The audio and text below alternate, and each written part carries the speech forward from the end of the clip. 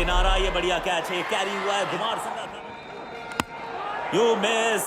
में क्रिकेट पर सट्टे को लेकर पुलिस ने वडोदरा आनंद में छापेमारी। आईपीएल मैचों में हो रही सट्टेबाजी के सिलसिले में ईडी ने कल कई जगहों पर छापेमारी की थी। इस छापेमारी में मिली, कहना चाहूंगा कि जो आरोप लगा रहे हैं उन्होंने बिल्कुल सरासर गलत है।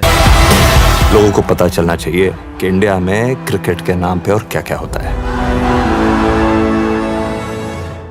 2011 Mumbai Wankhede stadium, India 4 wicket down है, पूरा देश सहमा हुआ है और अब सबकी उम्मीद सिर्फ एक नाम पर टिकी हुई है, धोनी।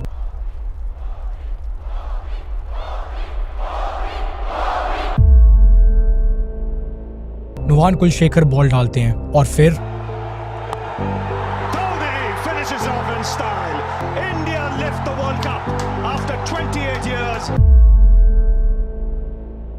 सपना सचिन का था पर पूरा धोनी ने कर दिया। ये एक पल हम में से कोई नहीं भूला है। 28 साल लगे हमारे देश को कि हम सब हिंदुस्तानी इस पल को दोबारा महसूस कर पा रहे हैं। लेकिन अगर उस एक दिन ऐसा नहीं हुआ होता तो धोनी का शॉट नहीं लगा होता तो कपिल देव का 1983 का कैच, सचिन की सेंचुरीज, धोनी के हेलीकॉप्टर शॉट्स और युवराज के 6 बॉल पर 6 छक्के, इनमें से कोई भी पल आज हमारा नहीं हो पाता अगर भारत के पास ये एक चीज नहीं होती तो। और वो चीज है BCCI, board of control for cricket in India. सालाना 16,000 करोड़ के रेवेन्यू के साथ इस दुनिया का सबसे अमीर क्रिकेट बोर्ड और BCCI का इतना पावरफुल पोजीशन पर होना अपने आप में एक बहुत बड़ा कारण है कि भारत में अगर किसी स्पोर्ट में सबसे ज्यादा पैसा है तो वो क्रिकेट है। लेकिन आपको ये सुनकर बहुत हैरानी होगी कि वही BCCI जिसने हमारे देश को कपिल देव, सचिन, युवराज, सहवाग और विराट कोहली जैसे जबरदस्त प्लेयर्स दिए हैं, आज उसी के अंदर कुछ ऐसा चल रहा है जो आप सब सोच भी नहीं सकते। सबसे पहले वो खुलासा जो भारतीय क्रिकेट में भूकंप ला सकता है,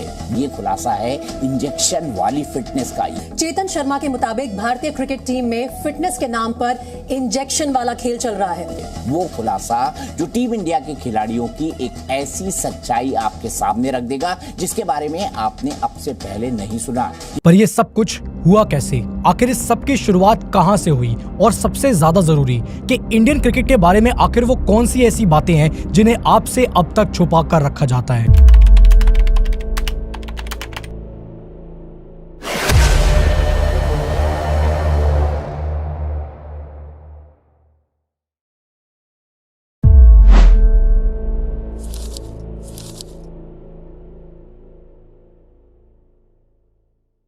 साल 1990 ये वो वक्त था जब ना तो BCCI कोई पैसा कमा रही थी और ना ही हमारे इंडियन क्रिकेट के टीम प्लेयर्स। कारण डिजिटल मीडिया।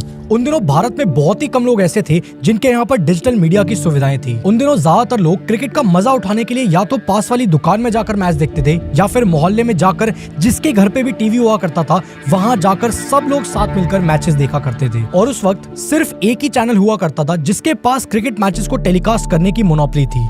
वो एक चैनल था दूरदर्शन। और तो और उस जमाने में BCCI को जबरदस्ती दूरदर्शन पर इन मैचेस को पूरे देश में टेलीकास्ट करने के लिए पर एपिसोड 5 लाख रुपए देने पड़ते थे। पर ये पूरा खेल बदला 1993 में जब BCCI ने इंडिया इंग्लैंड सीरीज को पूरी दुनिया में टेलीकास्ट करने के राइट्स ट्रांस वर्ल्ड इंटरनेशनल इस कंपनी को $1 मिलियन में बेच दिए। और इस चीज को करते ही अब BCCI $6 लाख के प्रॉफिट में आ चुका था।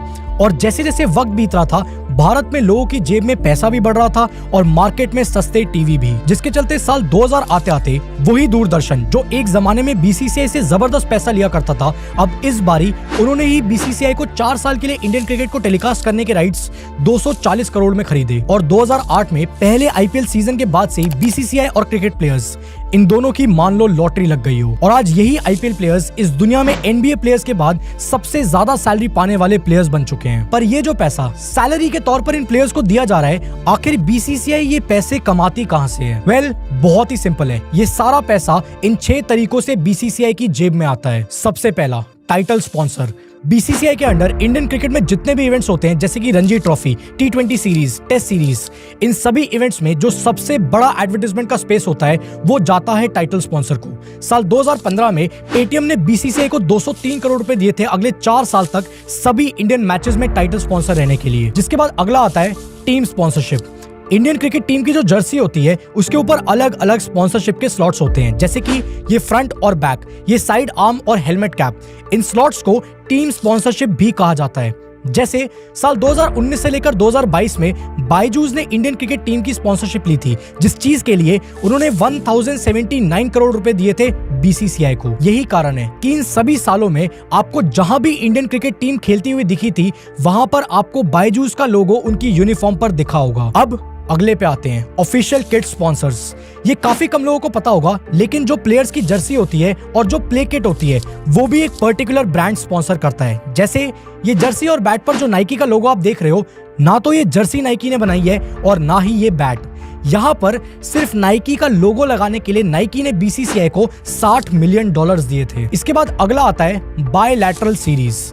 India tour of Australia, New Zealand tour of India, इन सभी इवेंट्स के बारे में क्या आपने कभी सुना है?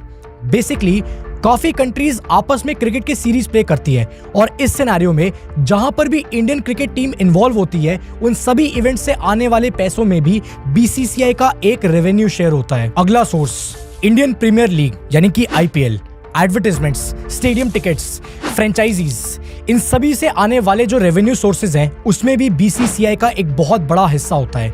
And last and most importantly, media rights. साल 2018 में बीसीसीआई ने स्टार इंडिया नेटवर्क को 23,575 करोड़ रुपए में अगले 5 साल के मीडिया राइट्स बेचे थे। सिर्फ ये एक चीज से बीसीसीआई ने सालाना 4,715 करोड़ रुपए कमाए थे, और इसीलिए आज बीसीसीआई इस दुनिया का सबसे अमीर और सबसे पावरफुल क्रिकेट बोर्ड बनकर बैठा है। लेकिन कब तक? क्योंकि जहां पर पैसा होता है, घोटाले भी वहीं पर होते हैं, और ये चीज बीसीसीआई को अंदर ही अंदर से कमजोर बनाती जा रही है।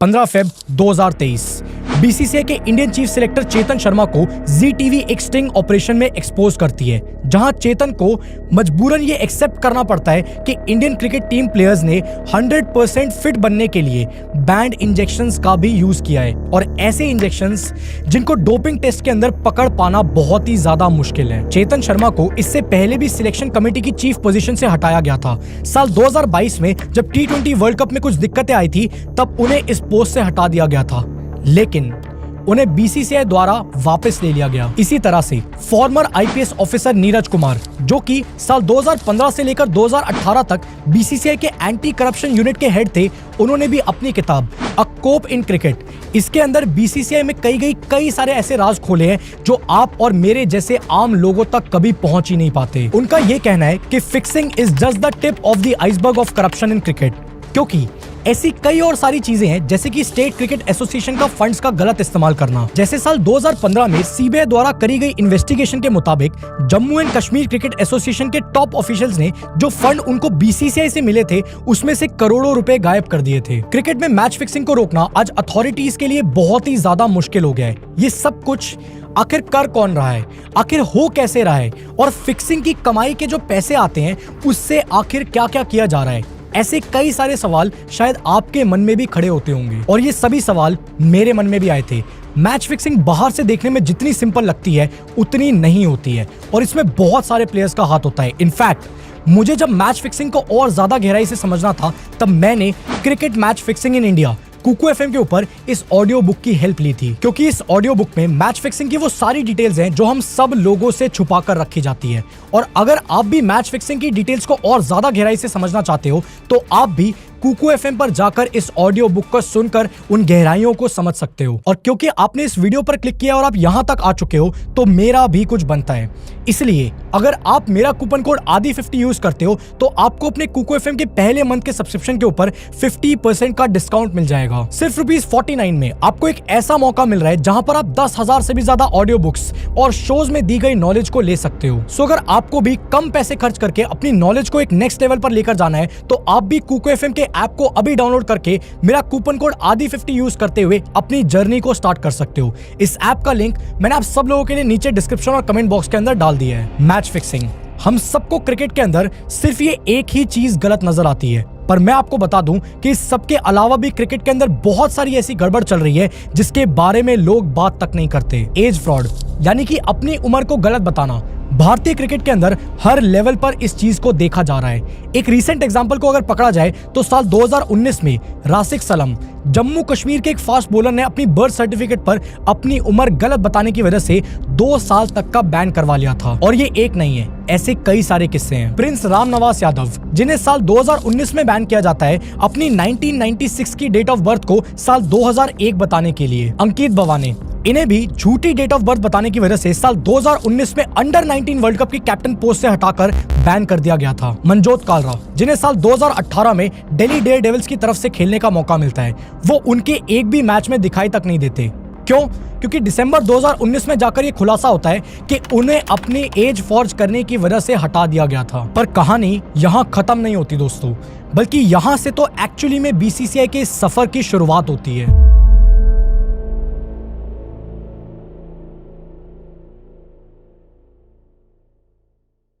दिसंबर 2020, enforcement directorate Jammu and Kashmir cricket association के एहसान अहमद मिर्जा की 7.25 करोड़ की इमूवेबल प्रॉपर्टीज को अटैच करती है, जिसके साथ साथ जम्मू एंड कश्मीर के former chief minister Farooq Abdullah की प्रॉपर्टी को भी अटैच किया जाता है। फारूक अब्दुल्ला साल 2001 से लेकर साल 2012 तक Jammu and Kashmir cricket association के प्रेसिडेंट रह चुके थे। और सेम ऐसे ही जिम्बाब्वे के फॉर्मर कैप्टन ब्रेंडन टेलर ने भी अपनी रीसेंट कन्फेशन में ओपनली आकर ये कहा है कि जब भी वो इंडिया के साथ खेलते थे तो उन्हें बुकीज और मैच फिक्सर्स की तरफ से प्रेशराइज किया जाता था मैच को फिक्स करने के लिए। लेकिन यहाँ पर आखिर बीसीसीआई की क्या गलती है? तो बीसीसीआई ने पिछले 20 सालों में खूब सारे पैसे खर्च करके दुनिया भर के सेमिनार्स कंडक्ट करवाए हैं, जहां पर क्रिकेटर्स को बेटिंग और मैच फिक्सिंग के बारे में एजुकेट किया जाता है। लेकिन आज तक किसी भी मैच फिक्सिंग विसल ब्लोअर को किसी भी तरीके का प्रोटेक्शन प्रोवाइड नहीं किया गया है। जहां मैच फिक्सिंग को लेकर जीरो टॉलरेंस होनी चाहिए, वहां पर ज्यादा से ज्यादा अगर बीसीसीआई कुछ कर पाता है तो वो होता है इन प्लेयर्स को खेलने से बैन कर देना। साल 2013 आईपीएल, श्रीशांत, चंडीला और चवन, इनको दिल्ली पुलिस मैच फिक्सिंग के इल्जाम में गिरफ्तार करती है, जिसके बाद इन सभी प्लेयर्स को बीसीसीआई लाइफ टाइम के लिए बैन कर देती है। कुछ सालों तक मामला शांत होने के बाद साल 2015 में श्रीशांत के ऊपर लगे हुए लाइफ बैन को हटाया जाता है। इनफैक्ट अगर आपको श्रीशांत की मैच फिक्सिंग की कहानी को और भी ज्यादा डिटेल में जानना है तो आपको कुकू एफएम पर इसकी भी ऑडियो बुक मिल जाएगी, श्रीशांत द कंट्रोवर्शियल क्रिकेटर के नाम से। बेटिंग माफिया, ये माना गया है कि इंडिया के अंदर 1.5 लाख से भी ज्यादा बुकीज हैं और ये बुकीज इन 3 बड़े स्टेट्स से कनेक्टेड हैं, गुजरात, महाराष्ट्र और Karnataka.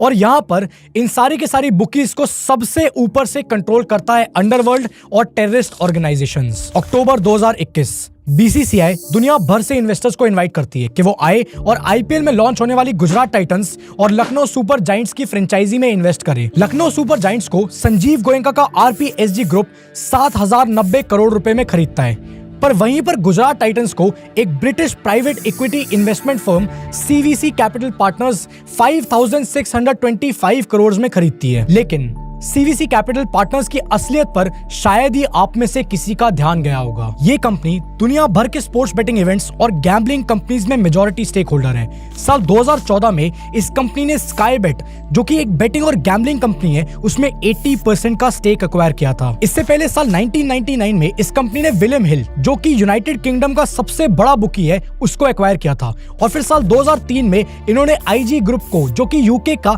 Leading speculative investment company है, उसको भी एक्वायर कर लिया था। मेजॉरिटी आईपीएल टीम ओनर्स कोई बहुत ज्यादा पैसा नहीं कमाते और ऐसे में एक ऐसी कंपनी जो कि दुनिया भर के स्पोर्ट्स बेटिंग को कंट्रोल करती है, वो 5,625 करोड़ रुपए में एक आईपीएल की टीम खरीदती है। और ये टीम इनको बेची किसने? बीसीसीआई ने। 2021 बिहार क्रिकेट लीग, जो कि 20 मार्च से लेकर 26 मार्च के बीच में पटना में खेली गई थी, इसको कंडक्ट कराने के लिए बिहार क्रिकेट एसोसिएशन ने बीसीसीआई से कोई परमिशन ली ही नहीं थी और इस पूरे मैटर को सिर्फ एक वार्निंग लेटर देकर रफा दफा कर दिया गया। यहां तक कि बीसीसीआई के एंटी करप्शन यूनिट के चीफ मिस्टर नीरज कुमार अपनी बुक में ये बताते हैं, we were frequently approached by players and their guardians complaining that they were cheated of lakhs of rupees by coaches and officials who promised them a place in IPL team or Ranji team and they disappeared, leaving them high and dry. लोग पैसा लेकर भाग गए। शायद इसीलिए हमारे देश के कई सारे टैलेंटेड प्लेयर्स, जिनमें एक्चुअली में कुछ कर दिखाने का हुनर होता है ना, वो ऐसी चीजों का शिकार होकर इस गेम को हमेशा के लिए अलविदा कह देते हैं। पर ये सब कुछ तो कुछ भी नहीं है दोस्तों, क्योंकि आगे जो आपको पता लगने वाला है वो सुनकर आपके होश उड़ जाएंगे।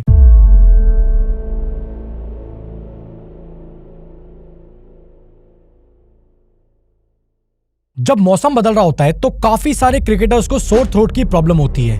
पर ये कोई बीमारी नहीं है, इसलिए इसका कोई एज सच ट्रीटमेंट भी नहीं है। लेकिन कुछ क्रिकेटर्स जैसे कि पृथ्वी शॉ को कफ सिरप के नाम पर टर्बिटुलिन कंज्यूम करते हुए पकड़ा गया था, जिस चीज के लिए उनके ऊपर 8 महीने का बैन लगाया गया। टर्बिटुलिन वैसे तो ये अस्थमाटिक पेशेंट्स को दिया जाता है, लेकिन इस ड्रग का जो सबसे बड़ा साइड इफेक्ट है वो ये है कि ये आपकी बॉडी की एनाएरोबिक परफॉर्मेंस को बूस्ट कर देता है, यानी कि ऑक्सीजन ना मिलने पर भी आपकी मसल्स की जो पावर है वो मेंटेन रहती है, जिस चीज की वजह से प्लेयर्स को परफॉर्मेंस के अंदर बहुत ज्यादा मदद मिलती है। साल 2018 में यूसुफ पठान को भी टर्बिटुलिन की डोपिंग में पकड़ा गया था, लेकिन यूसुफ पठान और पृथ्वी शॉ इन दोनों क्रिकेटर्स को बीसीसीआई ने एक बैकडेटेड बैन देकर छोड़ दिया। पर क्यों?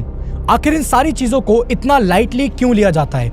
आखिर बीसीसीआई इन सभी चीजों के अंदर कोई स्ट्रिक्ट एक्शन क्यों नहीं लेती? और इस एक क्यों का जवाब अगले चैप्टर में छुपा हुआ है।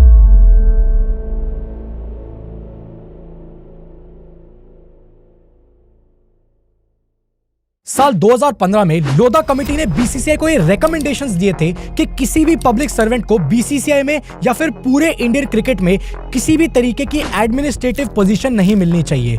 लेकिन इस सब के बावजूद भी होम मिनिस्टर अमित शाह और उनके बेटे जय, इन दोनों को ही गुजरात क्रिकेट एसोसिएशन और बीसीसीआई, इन दोनों बॉडीज के अंदर साल 2019 तक बहुत ही पावरफुल पोजीशंस दे रखी थी। जब 2014 में नरेंद्र मोदी इस देश के प्रधानमंत्री बने थे, तब उनसे ही अमित शाह ने गुजरात क्रिकेट एसोसिएशन की प्रेसिडेंटशिप की सीट को टेक ओवर किया था। हिमाचल प्रदेश के former chief minister Prem Kumar Dhumal के बेटे अनुराग ठाकुर अपने पिता के पूरी रूलिंग टेन्योर के अंदर हिमाचल प्रदेश के क्रिकेट एसोसिएशन के प्रेसिडेंट रहे थे, जिसके बाद साल 2011 में वो बीसीसीआई के अंदर एंट्री लेकर सेक्रेटरी के पोस्ट को संभालते हैं।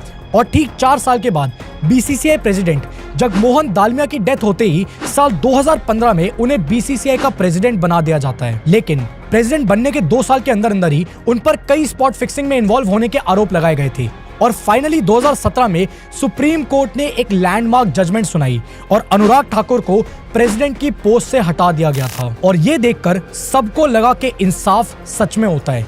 मगर ये जजमेंट आने के 2 साल के बाद ही साल 2019 में अनुराग ठाकुर के भाई अरुण धूमल को बीसीसीआई का ट्रेजरर बना दिया जाता है। ये सभी इंसिडेंट्स एकदम क्लियर इशारा करते हैं कि आम जनता की आंखों से कहीं दूर, कहीं ना कहीं बीसीसीआई को चलाने के पीछे पॉलिटिक्स का बहुत ही बड़ा हाथ है।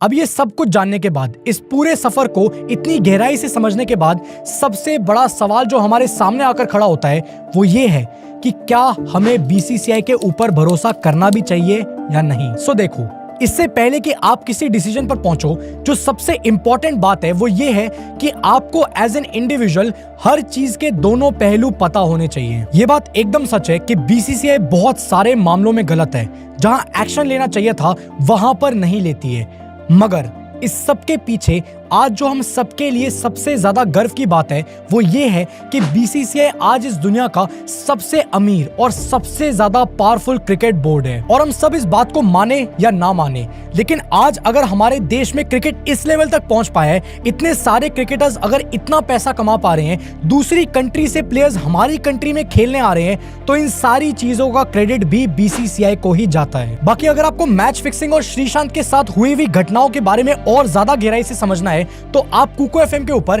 Cricket match fixing in India और श्रीशांत द कंट्रोवर्शियल क्रिकेटर, इन दोनों ऑडियो बुक्स को सुन सकते हो। कुको एफएम का लिंक मैंने आप सब लोगों के लिए नीचे डिस्क्रिप्शन और कमेंट बॉक्स के अंदर डाल दिया है। और मेरा कूपन कोड आदि50 यूज करना बिल्कुल मत भूलना, ताकि आपको कुको एफएम का पहला मंथ का सब्सक्रिप्शन 50% के डिस्काउंट पर मिल पाए। और जैसा कि मैंने कहा कि हर चीज के 2 पहलू होते हैं, सेम उसी तरह से आज आप जिन लोगों को सोशल मीडिया पर देख रहे हो ना, जो लोग एक बहुत ही जबरदस्त लाइफस्टाइल जी रहे हैं, 5 स्टार होटल्स में घूम रहे हैं, आपको ऑडी और BMW जैसी गाड़ियां दिखा रहे हैं, कॉलेज में आपको फाइनेंशियली इंडिपेंडेंट बनने का सपना दिखा रहे हैं, वो सब लोगों की भी एक और ऐसी साइड है जिसके बारे में आपको मालूम ही नहीं है। और अपनी उस साइड को ये लोग बहुत ही ज्यादा स्मार्टली आपसे छुपा कर रखते हैं। और जब तक आपको उसके बारे में पता लगता है ना, तब तक बहुत ही देर हो चुकी होती है। आप तब तक बहुत सारा पैसा और टाइम खराब कर चुके होते हो। तो आखिर क्या है इनकी असलियत? वेल, अगर आप ये राइट वाली वीडियो देखोगे ना, तो आप जान जाओगे।